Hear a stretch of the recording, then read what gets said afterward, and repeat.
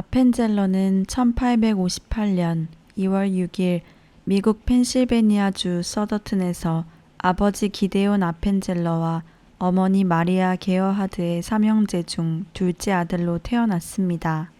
그의 조상은 독일계 루터 교회에 속해 있었으며 스위스에서 살다가 1735년 미국으로 이민을 와서 주로 농사일에 종사했습니다. 어머니는 메노나이트 집안 출신의 독실한 신앙인이었습니다.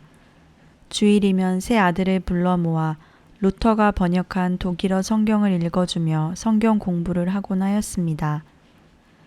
아펜젤러는 어학에 대한 소질이 있어 어렸을 때부터 어머니께서 가르쳐 주신 독일어에 능숙했습니다.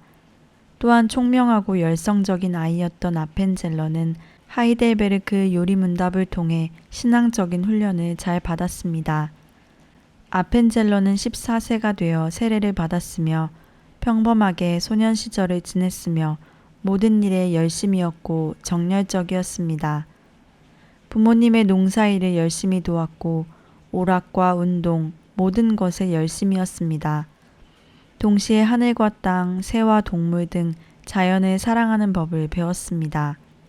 20세가 되던 해에 아버지의 뜻에 따라 필라델피아 서쪽에 있는 랭카스터의 프랭클린 앤드 마샬 대학에 입학하였습니다. 필라델피아는 독립전쟁 당시 독립선언서가 서명되었을 뿐 아니라 새로 독립된 미합 중국의 수도이기도 하였기에 많은 사람들이 가고 싶어하는 곳이었습니다. 그는 대학 생활 중에 어학 공부를 열심히 하여 독일어, 헬라어, 히브리어, 라틴어에도 능통하였습니다. 그는 대학 시절 제2감리교회에서의 기도 모임과 조모임의 매력을 느껴 개혁교회에서 감리교 신도가 되기로 결심하였습니다. 또한 내 양을 먹이라. 지극히 작은 자 하나에게 하지 아니한 것이 곧 내게 하지 아니한 것이니라고 하신 말씀을 통해 영혼의 목자가 되기로 결심하였습니다. 대학을 졸업한 아펜젤러는 뉴저지주에 있는 드루 신학교에 입학하게 되었습니다. 그는 주중에는 크룩스 박사의 비서로 일하며 토요일에는 신방을 하고 주일에는 설교와 가르치는 일을 하였습니다. 그러던 중 3학년 어느 주일에 선교에 대한 설교를 듣고 자신이 가진 $2 50센트를 헌금하며 자신의 돈이 조금밖에 되지 않는 것을 안타까워하였습니다. 그리고 1881년 2월 26일 주일에 그는 일기에 이렇게 기록하였습니다. 나에게 야망이 있다면 그것은 주님을 봉사하는 데 완전히 헌신하는 것이다. 시간이 흐를수록 아펜젤러의 선교에 대한 관심은 커져갔습니다. 그의 친구 와즈워드는 한국, 아펜젤러는 일본 선교사를 지망했습니다. 그러나 친구 와즈워드는 한국행을 포기하게 되었고 아펜젤러는 와즈워드 대신 한국으로 갈 것을 결심하게 되었습니다. 그때 한국은 호랑이가 많고 말라리아가 득실거리며 무서운 식인종까지 살고 있는 나라로 알려졌습니다. 그럼에도 불구하고 아펜젤러는 한국을 사랑하는 마음으로 가득 차 있었습니다. 아펜젤러가 한국에 선교사로 가겠다고 말하자 제일 먼저 반대하고 나선 분은 어머니였습니다. 비록 신앙은 좋으신 분이지만 아들을 사랑하는 어머니의 마음은 위험한 곳으로 보내기를 원하지 않았기 때문입니다. 또한 어머니는 꿈에 자기 아들이 시퍼런 태평양 바다에서 빠져 죽는 꿈을 꾸었다고 하면서 한국으로 가는 것을 한사코 말렸습니다. 그러나 아펜젤러는 신학교를 다 마치기도 전에 감리교회 외국 선교부에 조선 선교에 헌신할 것을 고백했습니다. 자신의 인생의 반려자가 될 엘라 다찌에게도 자신의 소명을 이야기했습니다. 그녀는 주님의 나라가 확장되는 일에 사랑하는 사람과 함께 헌신한다는 생각에 기쁘게 승낙하였습니다. 둘은 1884년 12월 17일 랭카스터의 제1감리교회에서 결혼식을 올렸습니다. 그리고 고향에서 크리스마스를 보내고 있을 때 그는 조선의 선교사로 임명받았습니다. 결혼한 지 한 달도 안 된 때였습니다. 아펜젤러가 부인 다찌와 미 대륙을 횡단하여 샌프란시스코에 가려고 기차역에 나갈 때 드류 신학교 학생 전체가 나와서 찬송가를 부르며 손을 흔들면서 환송해 주었습니다.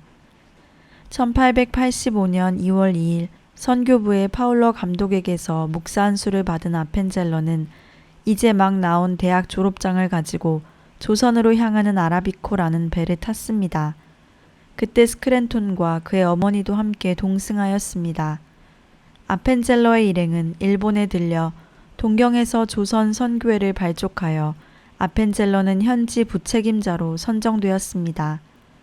스크랜톤 부부와 그의 어머니는 요코하마에 머물면서 언어 공부를 계속했고 아펜젤러 부부는 조선을 향해 먼저 출발하게 되었습니다. 조선을 향한 배에는 아펜젤러 부부뿐 아니라 장로교 초대 선교사인 언더우드도 동승했습니다. 1885년 4월 5일 지금의 인천 제물포에 도착했습니다. 그런데 아펜젤러 부부는 조선에 들어갈 수 없었습니다. 당시 우리나라에 있던 미국 공사가 부인을 데리고 입성하는 것은 위험하므로 잠시 일본에 돌아가 있다가 기회를 봐서 다시 오라고 했기 때문입니다. 아펜젤러 부부는 그때 미국 선교회 본부에 이러한 선교 편지를 썼습니다. 오 하나님, 우리는 이 부활절 아침에 이곳에 도착하였습니다. 이 아침에 사망의 쇠사슬을 부수고 부활하신 주님께서 이 나라 백성들이 얽매여 있는 쇠사슬을 끊으시고 그들에게 하나님의 자녀로서의 광명과 자유를 얻게 하여 주소서. 아펜젤러가 조선에 입국했을 때의 그 모습은 지독한 궁핍과 가난으로 점철된 모습이었습니다. 어디를 가든지 미신이 득실거렸고 학교도 병원도 없었고 이동수단은 말이었습니다. 조선의 숙박소는 밤새도록 벌레들이 몸 위를 기어다녔으며 밤새도록 개와 닭, 돼지들이 소란을 피웠습니다. 아펜젤러는 1887년 4월 13일 복음을 전하고 교회를 세울 전략을 세우기 위해 평양으로 첫 여행을 시작했습니다. 조선의 자연 경관은 매우 아름다웠으나 조선은 죽은 조상들의 흙이 살아있는 사람보다 더 존중받고 있었습니다. 촌락에서 사람들은 외국인을 보면 달아나기 바빴습니다. 외국인 흡혈귀들이 그들을 잡아먹는다는 괴소문 때문이었습니다. 아펜젤러는 특히 여성들의 참상에 탄식하였습니다. 조선에서 여성들은 한 남성의 딸이나 아내, 어머니이지 자기 자신의 인격을 가진 존재가 아니었습니다. 어린 나이에 고아가 되었거나 아버지가 빚을 진 여성들 중에는 기생으로 팔려간 자들도 많았습니다. 그가 여행에서 돌아오자 미국 선교부에서 학교 건축을 위해 $4,000와 격려의 편지가 도착해 있었습니다. 그는 하나님께 감사드리며 큰 용기를 얻게 되었습니다. 아펜젤러는 아침 6시에 일어나 한국어 공부를 하고 7시에서 8시 사이에 아침을 먹었습니다. 그 다음에 가족 예배를 드리고 운동을 하였습니다. 9시부터 12시까지는 한국어를 쓰고 말하는 연습을 하였습니다. 오후에는 집 밖에서 활동을 하고 저녁에는 독서와 기록에 매진하였습니다. 자유의 나라 미국에서 온 아펜젤러는 조선어의 복잡하고 정교한 경칭을 배우는데 애를 먹었습니다. 그러나 아펜젤러는 한국어와 문자를 익히는 일에 꾸준한 열심을 내었습니다. 그 이유는 무엇보다 살아있는 하나님의 말씀을 민족의 언어로 전달해주기 위함이었습니다. 아펜젤러는 책 읽는 것을 매우 좋아하였고 아내와 자녀 다음으로 서재를 사랑하였습니다. 아펜젤러는 부활절과 성탄절과 같은 절기를 중요시하였으며 애국자여서 미국의 중요한 역사적 날에도 특별한 감사와 찬양을 올렸습니다.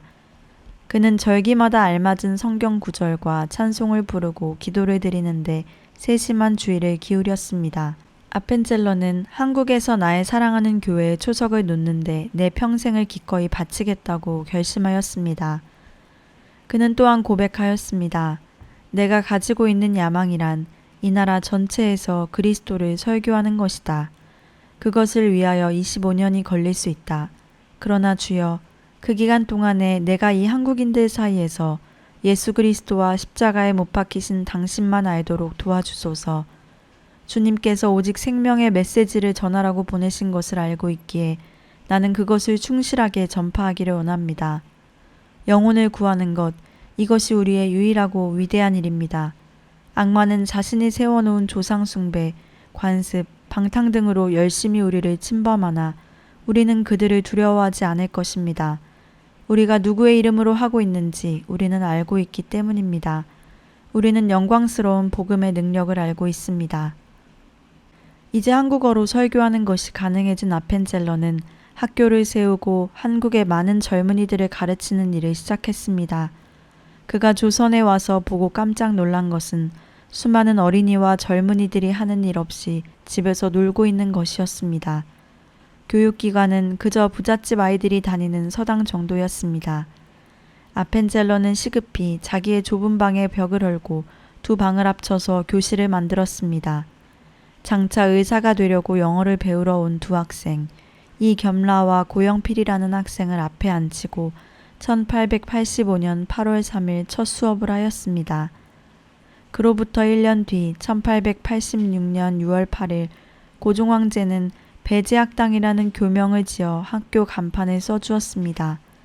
이로써 배제학당은 정부의 정식 인가를 받은 우리나라 역사상 최초의 근대식 교육기관이 되었습니다.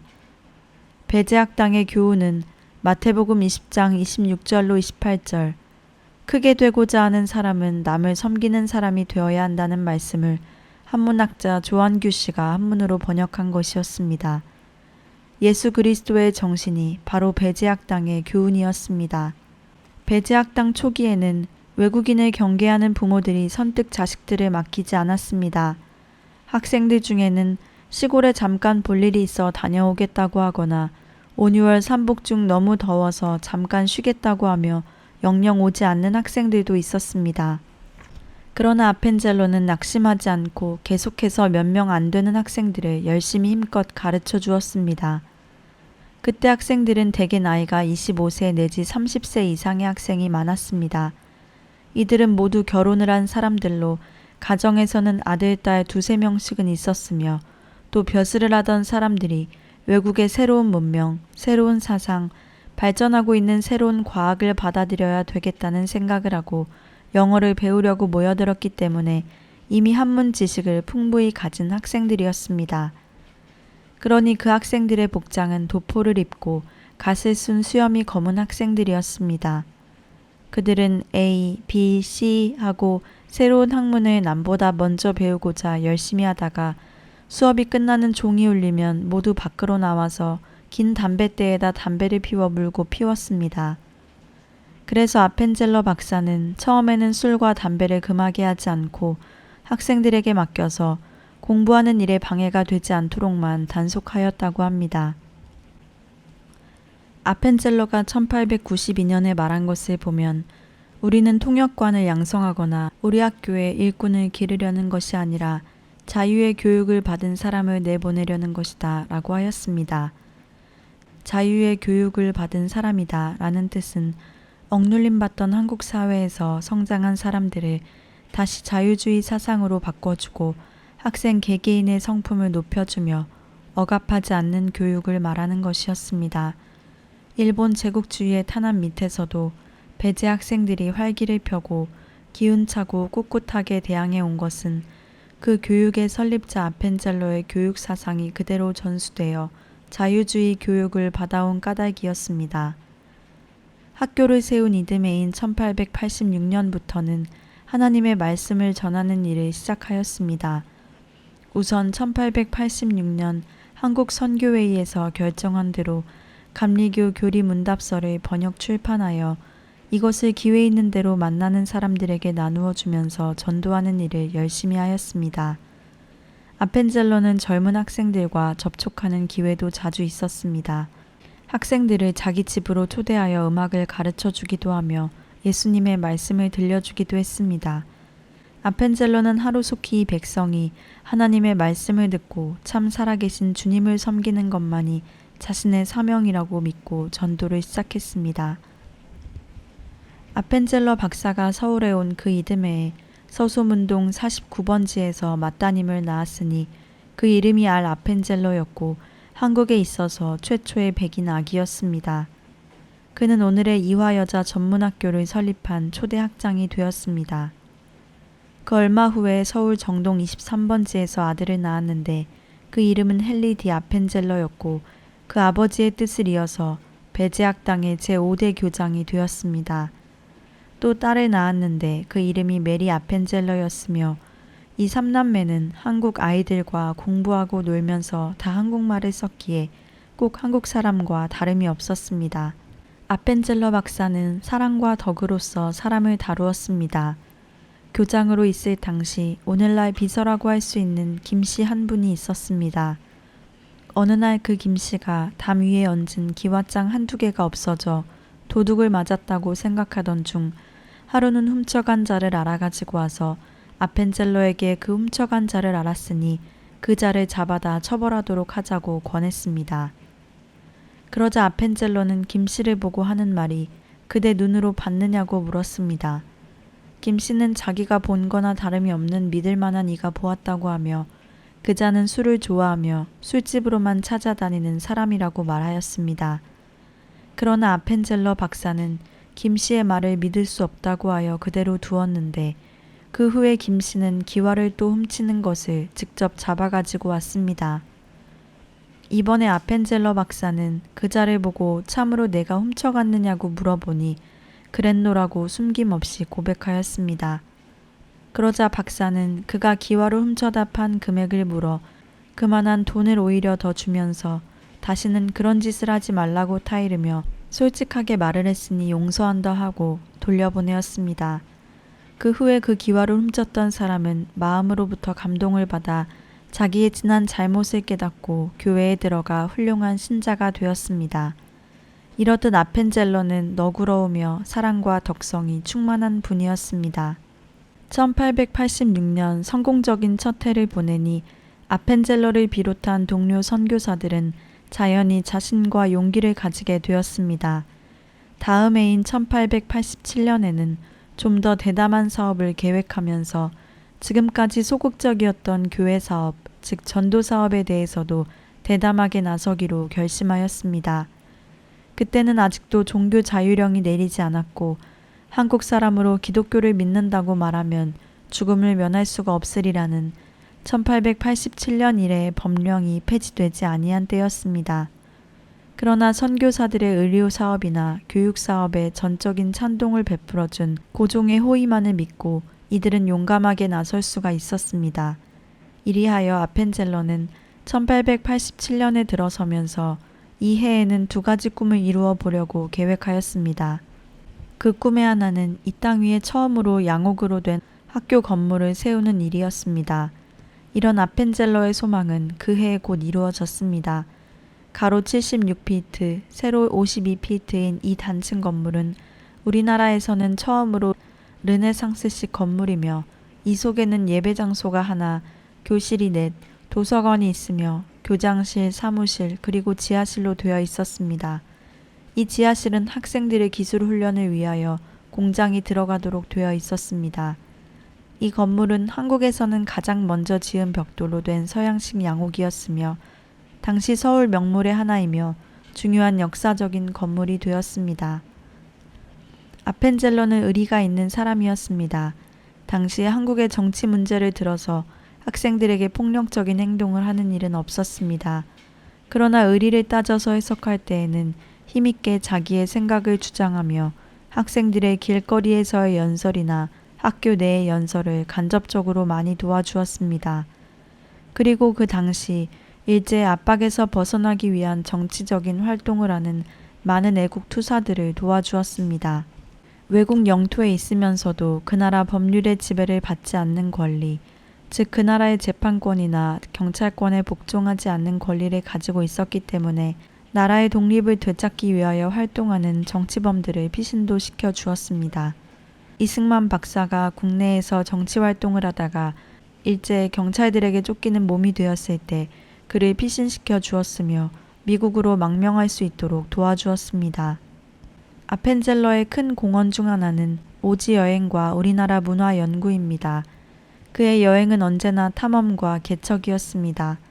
그는 여행할 때마다 고생이 따랐음에도 불구하고 우리나라의 풍속과 인정을 파악하기 위해 전국 방방곡곡을 다녔습니다.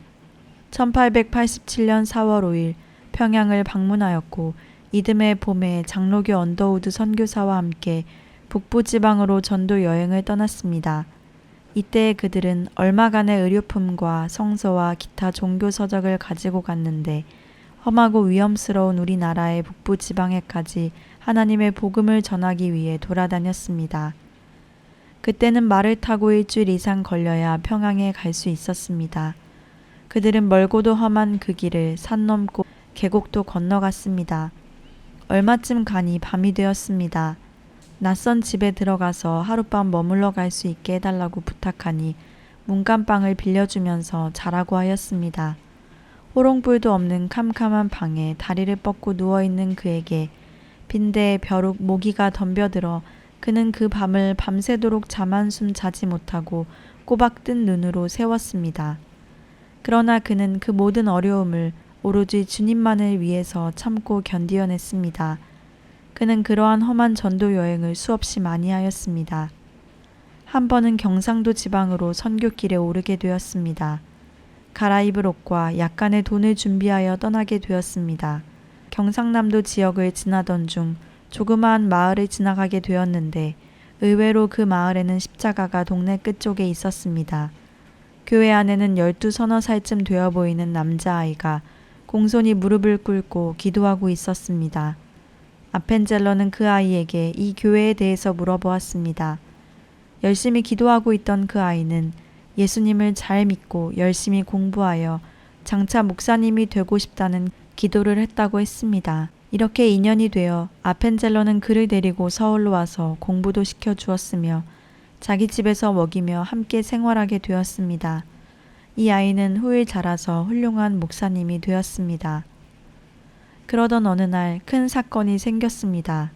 서양 사람들이 한국 어린이들을 꿰어서 삶아먹고 그 눈알을 뽑아 그들 병원에서 약으로 쓰거나 또는 사진으로 찍는 데 사용한다는 소문이 돌아 서양인들에 대한 한국 사람들의 미움은 날로 심해갔습니다.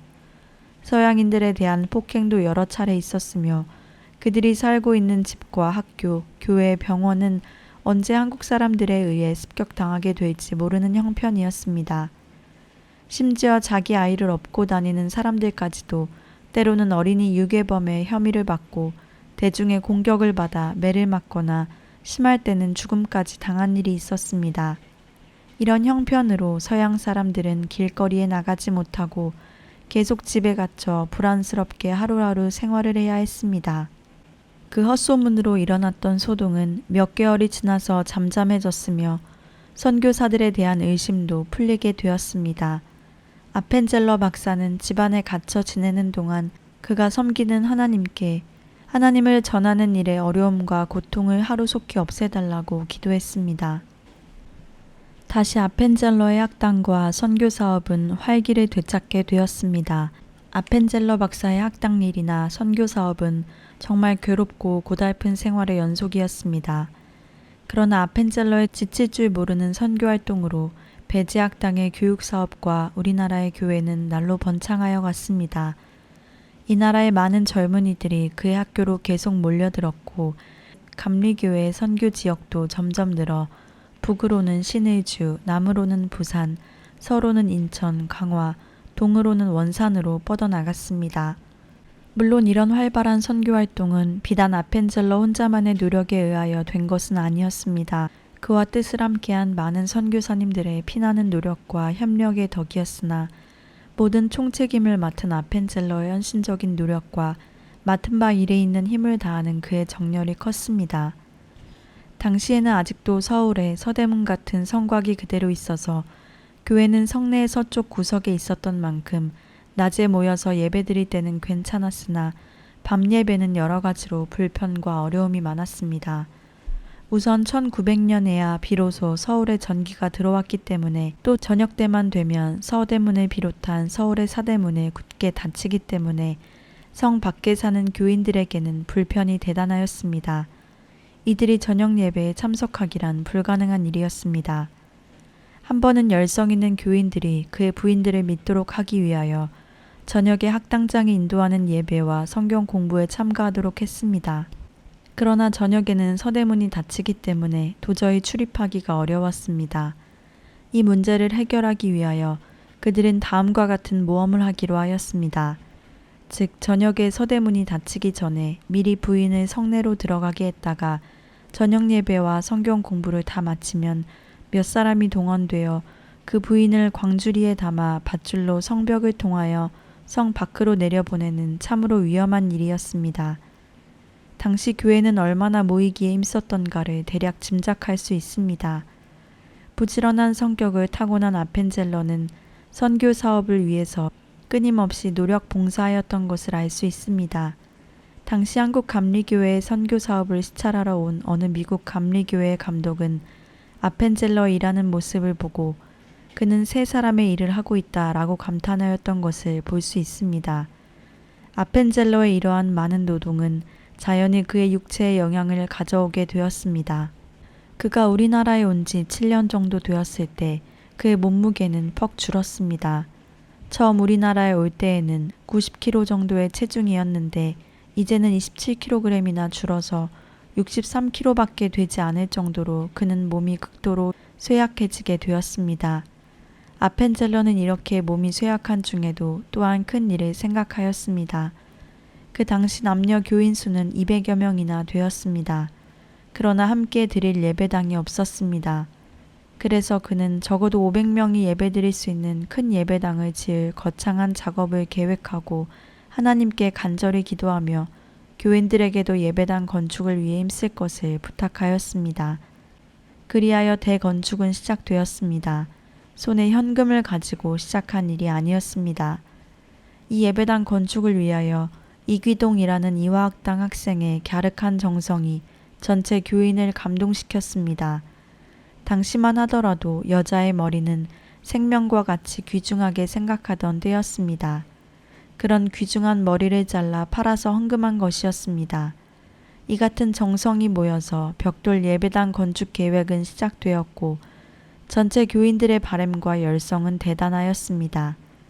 믿음 안에서 시작된 이 공사는 계속 믿음 안에서 진행되어 근 2년간이나 걸려서 마침내 교회는 완성되었습니다. 이 거대하고 아름다운 성전을 완성하기까지의 아펜젤러의 노고는 이루 말할 수 없었습니다. 온 교우들의 보람과 자랑 또한 이루 표현할 수 없었습니다. 빨간 벽돌로 된 이 나라 최초의 아름다운 서양식 예배당이 드디어 탄생한 것입니다. 이 아름다운 예배당은 서울 시내의 명물이 되었습니다. 아펜젤러 박사의 생활은 철저하였습니다. 어떤 경우에도 새벽 4시만 되면 일어나서 하나님께 먼저 기도드린 후 그날의 계획을 세웠습니다. 그의 성품은 대단히 과학적이어서 이치에 꼭 맞는 생활을 했습니다. 배제학당에서 생리학 시간에는 피가 뚝뚝 흐르는 소 머리를 구해다 놓고 수업을 했습니다. 오늘날처럼 표본이 없었기에 수업 시간에 직접 물건들을 사와서 보여주면서 일일이 설명하였습니다. 그 당시 정부에서는 중등교육을 시작하지도 않았는데 배제학당에서는 그처럼 알찬 수업을 하였습니다. 아펜젤러는 학생들의 건강 문제에도 신경을 많이 써서 우리나라에서는 제일 먼저 철봉대를 세우고 체조 시간이면 철봉하는 법을 가르쳐 학생들의 건강에 크게 이바지하였습니다.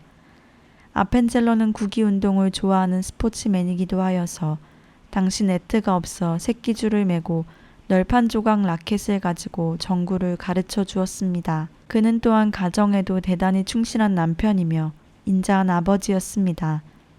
매일 저녁 가정 예배를 드리면서 아들과 딸에게 성경 말씀을 가르쳐 주며 자녀들과 함께 노래도 부르고 악기를 다루기도 하였습니다.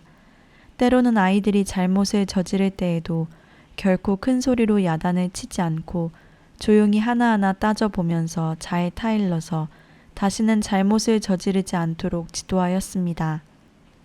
아펜젤러가 불쌍하고 어려운 사람을 도와주었던 예로서 한 번은 그가 저녁 식사를 하고 있을 때 어떤 거지가 그의 집에 찾아온 일이 있었습니다. 그때 아펜젤러는 저녁 식사 중에 그 거지를 자기 방에 들여놓고 자기와 한 식탁에서 음식을 차려주며 많이 먹으라고 권했습니다. 거지가 음식을 다 먹고 가려고 할 때에는 자기가 입던 옷을 주고 얼마의 돈도 주었습니다. 아펜젤러는 그렇게 하기를 여러 번 하였습니다. 그 당시 우리나라는 대단히 위태로운 상황에 놓여 있었습니다. 우리나라 주위의 강대국들, 특히 일본, 중국, 러시아가 으르렁대며 싸우는 짐승들처럼 우리나라를 중간에 두고 서로 노리고 있었습니다.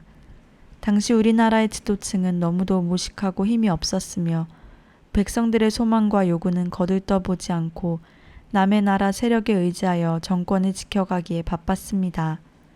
이때 미국으로 망명 갔던 서재필 박사가 기독교인이 되어 귀국하여 정동의 아펜젤러 목사 집에서 함께 지내게 되었습니다. 서재필 박사와 아펜젤러 박사는 우리나라의 자주 독립을 이룩하기 위해서는 우리 민족이 깊은 잠에서 깨어나야 한다고 외치며 독립신문을 창간 발행하였고 또 독립협회를 조직하여 배제학당에서 학생들에게 민족주의와 우리 민족 스스로 독립하여야 한다는 정신을 깊이 심어주었습니다. 아펜젤러는 우리 민족을 무지한 가운데서 빨리 깨우치는 방법은 많은 사람들을 모아놓고 강연을 하여 민중들을 계몽시키는 방법이 좋겠다고 생각하였습니다. 그래서 그는 독립협회의 중요 간부들인 서재필, 이상재, 윤치호, 남궁옥, 이승만, 안창호 등과 배제학당의 여러 학생들과 함께 이곳저곳에서 여러 차례 강연회를 갖기도 하였습니다.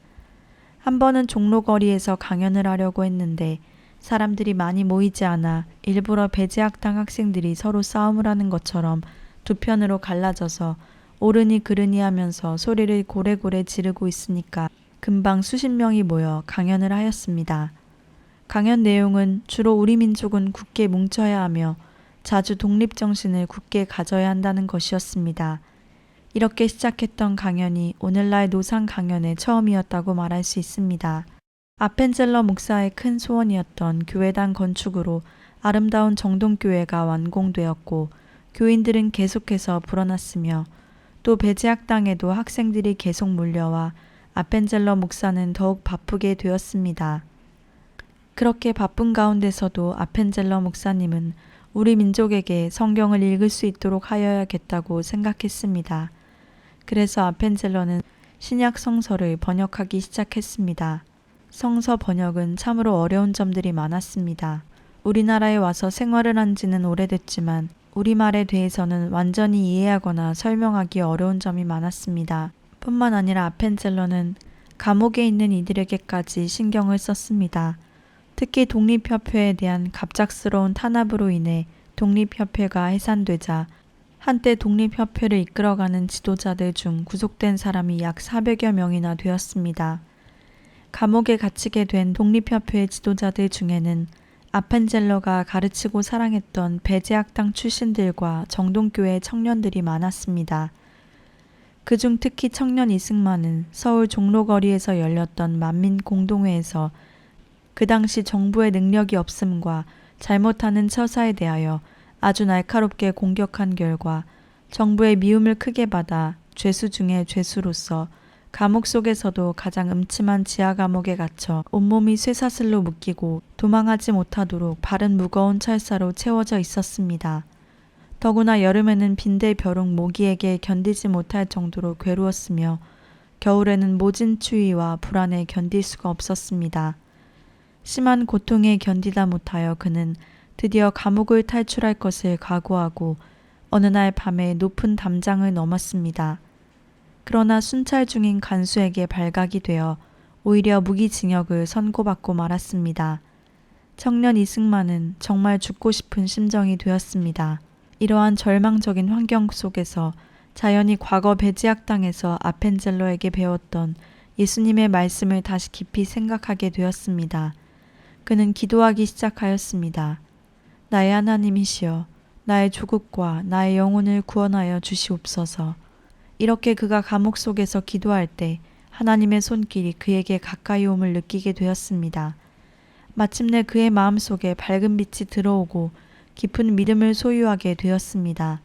육체적으로는 말할 수 없이 심한 고통 가운데서도 정신적으로는 더할 수 없는 참된 자유와 기쁨을 얻게 되었습니다. 그러는 동안에 아펜젤러는 종종 이승만 등이 갇혀있는 감옥에까지 찾아가서 그를 위해서 뜨겁게 기도해주고 신약 성서와 믿음 생활에 필요한 많은 책들을 감방 안에 넣어주곤 하였습니다. 그들은 이 책들을 읽으면서 더욱더 깊은 믿음의 자리에 들어갔을 뿐 아니라 한 걸음 더 나아가서 감옥 속에 있는 그의 친구들에게까지 전도하게 되었습니다. 그렇게 하여 이 감옥에서 남궁옥, 이상재 등이 예수님을 믿게 되었던 것입니다. 아펜젤러는 많은 사람들의 주의를 끌 수 있는 좋은 인상을 가졌던 분이었습니다. 주변 사람들을 늘 즐겁게 해주는 재치와 유머가 풍성했습니다. 고달픈 사람들에게 친구가 되어 주었으며 재치 있는 말로 그들의 고민을 덜어주곤 하였습니다. 그 당시 서울에 있던 많은 사람들이 아펜젤러 목사님의 설교 내용은 잘 이해하지 못하면서도 쾌활한 미국인의 재치 있는 말 때문에 그의 주위에 많이 모여들었으며 이러한 것이 기회가 되어 많은 사람들과 사귀게 되었고 이들 중에 예수 그리스도의 참다운 신자가 되는 이가 많았습니다. 아펜젤러 목사의 가정 환경이나 공부해온 과정을 살펴보면 그는 애국심이 강한 환경 속에서 자라고 교육받았습니다. 그러므로 아펜젤러 목사님의 주위에는 나라 사랑에 많은 애국심이 불타는 젊은이들이 모여들었으며 아펜젤러 또한 그들의 좋은 친구가 되어주었습니다. 국어 연구의 선구자 주시경 선생 또한 일찍이 아펜젤러를 알게 되어 배제학당에 입학하여 열심히 한글 연구에 정성을 쏟았습니다. 그러나 그는 생활이 너무나 가난하여 비록 공부는 시작하였으나 돈을 벌어서 집안 살림에 보태지 않으면 안 될 형편이었습니다. 이런 어려운 사정을 알게 된 아펜젤러는 물질적으로 그에게 많은 도움을 주었습니다. 주시경 선생은 배제학당 인쇄소에서 일을 하면서 한글 연구에 있는 힘을 다 쏟았습니다. 주시경 선생은 생활이 너무나 어려워 하루에 아침 점심은 굶고 저녁 한 끼로만 지낼 때가 여러 번이었습니다. 이렇게 가난하고 궁핍한 중에서도 불평 없이 교육에 뜨거운 사랑을 익히고 실천한 진실한 교육자였습니다. 별로 웃지는 않으나 그 눈에는 남다른 사랑의 정과 너그러움이 넘치며 점잖으신 모습은 보는 사람을 탐복하게 하였습니다. 비가 오나 눈이 오나 빠짐없이 무명옷에 집신을 신고 한결같이 제자들을 가르친 주시경 선생. 그도 아펜젤러 선교사와의 깊은 대화와 인격에 힘입은 바가 컸습니다. 아펜젤러 목사님이 우리나라에 살게 된 지 15년째 되는 해, 그의 나이 42세가 되는 해였습니다. 젊은 나이에 와서 이젠 주름살이 많이 생긴 장년으로 변하였으며 그의 몸에는 한국의 냄새가 배어 있었습니다. 이제 아펜젤러의 이름은 서울 장안은 말할 것도 없으며 당시 임금이었던 고종 황제에게까지 알려졌습니다. 그러나 젊었을 때의 모습은 이제 찾아볼 수 없을 정도로 야위었고 그 나이에 비해 너무 늙어서 딴 사람처럼 보였습니다. 1900년에는 그는 두 번째 안식년을 맞이하여 고국인 미국을 향해 여행을 떠나게 되었습니다. 아펜젤러 목사의 안식년을 맞이하여 미국을 향해 간다는 소식을 들은 고종은 그동안의 우리나라 백성을 위한 공로를 훌륭하다고 칭찬하여 푸짐한 선물을 내려주었습니다. 이렇게 황제의 축복 속에 아펜젤러는 여러 선교사들과 학생들 그리고 많은 교인들의 풍성한 환송을 받으면서 1900년 9월 28일 오후 5시에 제물포를 출발하여 일본을 지나 뉴욕에 도착하게 되었습니다. 미국에 가서도 아펜젤러 선교사님은 미국 전 지역을 돌아다니면서 한국에서 같이 일할 선교사 지망생의 모집을 위하여 힘썼습니다. 미국의 감리교회들을 방문하여 설교와 광고를 통해서 한국 선교사 지원을 호소하였으며 그의 친구들을 찾아가서도 이와 같은 일을 부탁하였습니다. 오랜만에 아펜젤러를 본 미국의 가족 친지들과 친구들은 너무나 늙어버린 아펜젤러의 모습에 깜짝 놀랐습니다. 부친과 친족들은 야윈 대로 야윈 핏기 없는 그의 안색을 보더니 한참 동안이나 소리 없이 울었습니다.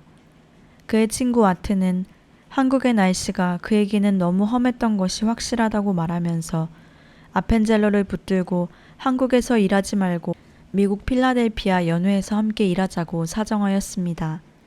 그러나 아펜젤러는 대답하기를 나는 나 자신을 이미 한국과 한국 민족을 위하여 내주어 버렸다. 나는 미국에서보다 한국에서 나를 더 필요로 하고 있다는 것을 잘 안다. 나는 아마 하늘나라도 세계가 잘 알지 못하는 조용한 나라 한국에서 가게 될지 모른다. 하늘나라는 미국이라 해서 더 가깝고 한국이라 해서 더 멀지는 않을 것이다. 라고 조용하면서도 힘찬 어조로 그의 각오를 말하였습니다. 이 말을 들은 와트는 더 불안해져서 그러면 좀 더 쉬었다가 한국에 가라고 권하였습니다. 그러나 아펜젤러 목사님은 아니다. 친구여, 나 없이 나의 한국인 동역자들이 무엇을 할 수 있겠는가? 라고 대답하였습니다. 아펜젤러는 두 번째 안식년 휴가를 마치고 한국으로 다시 돌아올 때 그의 가족들을 미국에 남겨두고 혼자 오게 되었습니다. 그의 딸 애리스가 심한 병으로 앓고 있었기 때문이었습니다. 한국으로 오는 배 안에서 그는 병중에 있는 딸 앨리스가 몹시 걱정되었으나 간절한 마음으로 하나님께 기도할 뿐이었습니다. 아펜젤러가 다시 서울에 돌아오자 텅 빈 것 같았던 선교부는 다시 활발한 기운이 넘쳐 흐르게 되었습니다. 아펜젤러는 미국에 두고 온 가족들도 잊어버릴 정도로 열심히 일했습니다. 한국의 감리교회도 그동안 크게 성장하게 되어 교인 수가 1만 명을 넘어서게 되었습니다. 어느 날 아펜젤러 목사는 모어 감독을 모시고 1901년 6월 1일 주일 예배를 드리려고 스웨어러 목사와 함께 무친의 교회로 떠났습니다. 서울 가까이에 있는 이 무친의 마을 교회는 2주일 뜻밖의 손님들을 맞이하려고 태극기와 십자가를 걸어놓고 크게 환영하며 기다리고 있었습니다. 그런데 이때는 일본이 한창 경부선 철도를 설치하고 있던 때라 서울에서 이 마을에 들어가려면 할 수 없이 새로 만들어 놓은 철도 뚝을 건너야 했습니다. 모어 감독과 여선교사들은 인력거를 타고 아펜젤러와 스웨어러 목사님은 자전거를 타고 갔습니다. 인력거가 철도 뚝을 막 건너고 두 사람도 자전거로 뚝을 건너려는 순간 이를 본 일본 노동자가 달려와서는 두 사람을 가로막고 뚝을 건너가지 못하게 하였습니다. 예배 시간은 다 되어가고 또 상대편이 일본 노동자이므로 아펜젤러 목사는 그에게 사정을 하였습니다. 그러나 통 말을 들어주지 않았고 아펜젤러 일행을 러시아 간첩으로 잘못 생각한 일본 노동자 몇 명이 몽둥이를 들고 와 휘둘러서 아펜젤러와 스웨어러의 이마에 큰 상처를 입고 쓰러지고 말았습니다. 이 사건으로 일본인 노동자 3사람은 체포되어 재판을 받게 되었고 아펜젤러는 이 사건의 피해자로서 법정에 나가서 증언하지 않으면 안 되었습니다. 이때 아펜젤러는 주일 예배를 끝낸 다음 날 목포에서 모이는 성서번역위원회에 참석할 예정이었으나 이 증언에 할 수 없이 재판이 끝날 때까지 기다리지 않을 수 없게 되었습니다. 그리하여 아펜젤러는 6월 11일에야 제물포에서 배를 타고 그의 비서 겸 서기였던 조한규 씨와 집이 목포인 정신학교 학생 2명을 데리고 목포로 떠나게 되었습니다. 그들이 탄 배는 일본의 대판상선 회사에 속한 558톤 정도의 배로서 일주일에 2-3번 인천 목포를 다니는 배였습니다. 인천항을 출발하여 목포를 향해 가는 배는 아무 일 없다는 듯이 잘 가고 있었습니다. 전라남도 목포 근해에 이르렀을 때 목포에서 인천을 향해 오는 상선이 있었는데 아펜젤러 목사가 탄 배보다 훨씬 더 큰 배였습니다. 안개가 자욱한 늦은 아침이 서로 신호가 없었기 때문에 두 배는 속력을 다하여 달리다가 갑자기 쾅 하는 소리와 함께 충돌하고 말았습니다. 아펜젤러가 탄 배는 작은 배여서 몹시 파괴되어 배 앞머리로부터 약 6m가량이 파손되어 충돌 후 1분 20초 정도 되어 앞머리는 물속으로 잠겼습니다. 이때 아펜젤러는 바람을 쏘이러 갑판 위에 있다가 갑자기 배가 충돌하여 다행히 튕겨서 큰 배 위에 올라서게 되었습니다. 그러나 아펜젤러와 함께한 일행들이 미처 빠져나오지 못한 것을 보고는 번개같이 다시 자기가 타고 가던 배로 가서 그들을 구출하려고 했습니다. 그러나 너무나 엄청난 파상을 입은 배가 물속에 빠져들어가므로 아펜젤러도 물에 빠져 그만 숨지고 말았습니다. 사람이 친구를 위하여 목숨을 버리면 이에서 더 큰 사랑이 없나니. 남을 위한 희생, 봉사, 사랑으로 꽉 찬 그의 정신은 우리 민족을 위하여 최후의 목숨까지 바쳤습니다. 아펜젤러 선교사님은 암흑과 무지로 가득한 조선에 그리스도의 사랑으로 찾아와 한 줄기 빛이 되었습니다. 한국에서 17년간 보여준 삶, 그리고 마지막 죽는 순간까지 그는 오직 생명을 구하는 일에 최선을 다했습니다. 아펜젤러가 한국에 들어왔을 때 한국은 우상숭배와 무지로 가득 찬 나라였지만 그가 죽어 한국을 떠났을 때 이제 희망과 가능성으로 가득 찬 나라가 되어 있었습니다. 목숨을 바치기까지 한국을 사랑한 아펜젤러, 그는 우리에게 진정한 예수 그리스도의 모습을 보여준 선교사이었습니다.